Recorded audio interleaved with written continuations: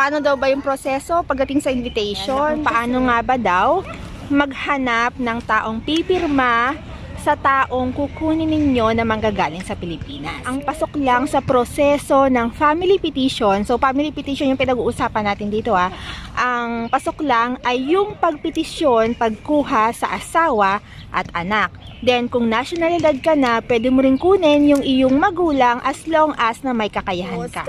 May kailangan kang bayaran sa kanila. Kasi syempre, status nila yung kailangan mo Yung status nila ng pagiging nationalidad na nila, yung kailangan. Yung taong pumirma sa papel ng kapatid niya ay Pinoy. So saan nga ba pwedeng makahanap ng hospital and clinic na accredited ng DOH?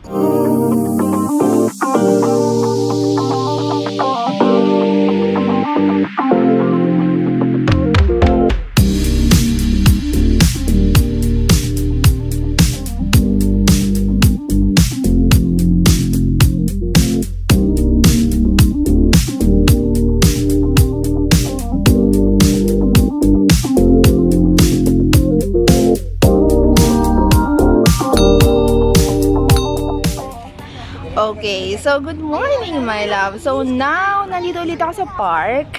Kasama yung aking alaga kasi pinasyal ko ulit sila. So, dalawa sila ngayon, hindi lang isa. Kasi magkapatid to Fast na ako So, ayun Ay, kulit. Ang kulit.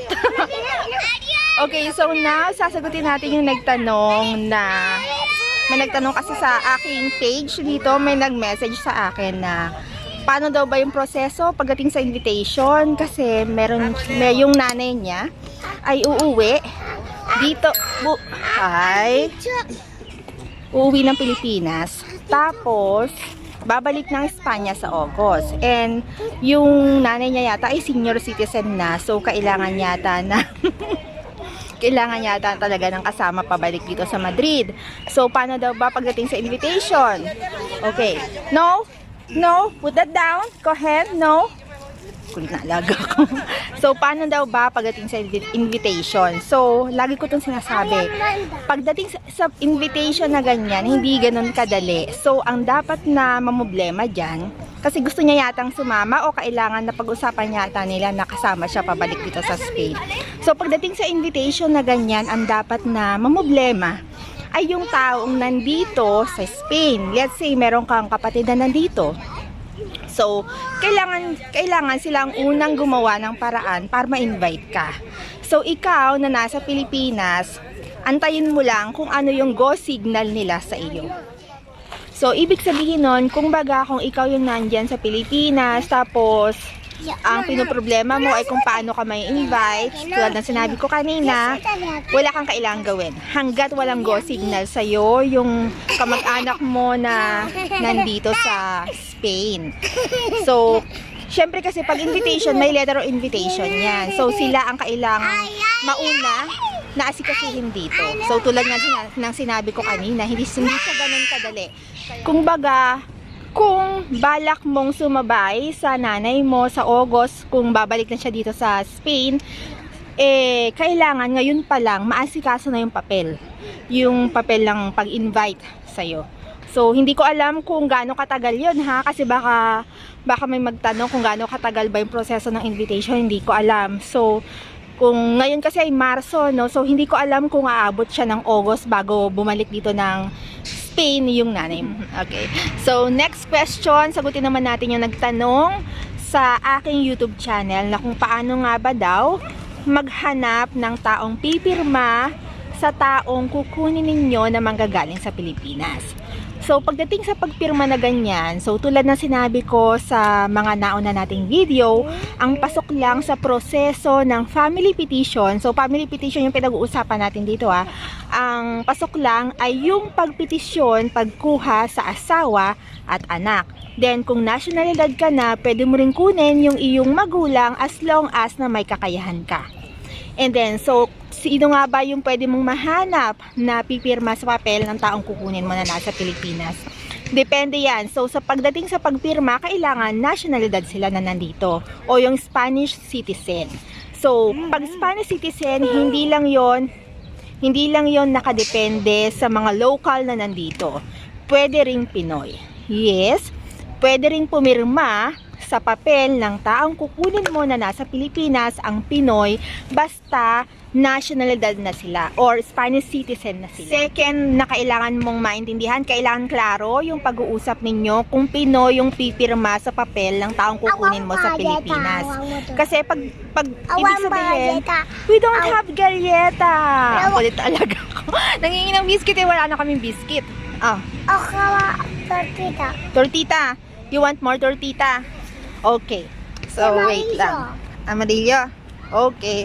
So, yun nga. Yung tulad ng sinabi ko kanina, importante na klaro. Klaro yung pag-uusap ninyo ng taong pipirma sa papel ng taong kukunin mo na nasa Pilipinas. Kasi nga, tulad ng sinabi ko kanina, ano siya considered as worker siya ng taong pipirma sa papel niya. Kasi yung magiging visa niya ay working visa nun. Plus, isa sa mga kailangan din na klaro kung may kailangan ba silang bayaran. Kasi ganun yun. Kasi may mga Pilipino nationalidad na dito na pumipirma sa papel ng taong nasa Pilipinas basta kakilala mo. Tapos may kailangan kang bayaran sa kanila. Kasi syempre, status nila yung kailangan mo eh. Yung status nila ng pagiging nationalidad na nila, yung kailangan mo. Plus, kasi meron ako kakilala dito. Actually, hindi ko siya kakilala, kaibigan ko. So, yung unang proseso na pinagdaanan niya ng kapatid niya nung kinuha nila ay family petition. Pero hindi siya pumasok, na-deny. Pero yung may pumirma na sa papel ng kapatid niya, doon naging na-approve. At yung taong pumirma sa papel ng kapatid niya ay Pinoy. Ganun talaga dito. May ganon. Hindi lang local yung mga pwedeng pumirma. Pwede rin Pinoy. Okay, so next question mula ulit sa ating YouTube channel na Gandang Pilipinas sa Espanya. So, parating tinatanong sa akin to. Kasi isa sa mga requirements para makapunta dito sa Espanya ay yung requirements mo sa pagkuha ng visa, yung medical certificate. So isa yon sa mga requirements. So saan nga ba pwedeng makahanap ng hospital and clinic na accredited ng DOH? So, lagi ko tong sinasabi sa mga nagtatanong, hindi mo kailangan pumunta ng Maynila kung nasa probinsya ka. Hindi mo kailangan pumunta ng Maynila para lang magpa-medical. Kung nasang lugar ka, doon, pwede kang makahanap sa lugar mo ng mga accredited na hospital and clinic accredited ng DOH. So, ang kailangan mo lang na gawin ay pumunta sa website ng DOH. So, mula doon hanapin mo yung lugar mo kung nasaan ka. Then, may mga list kasi yung DOH ng mga accredited na hospital and clinic nila. So, isa yan sa mga pagkakamali ko noon nung pumunta ako dito sa Spain. Kasi ang layo ko, ang ngono ko, based on experience ko to ang ngono ko, tapos dumayo pa ako ng Guadalupe para lang magpa-medical. At yung taong tumulong sa akin, hindi naman sinabi na pwede pala yun. Kaya yung anak na namin yung kinuha namin, so alam ko na hindi niya kailangan pumunta ng ibang lugar. So doon lang kami naghanap sa lugar namin.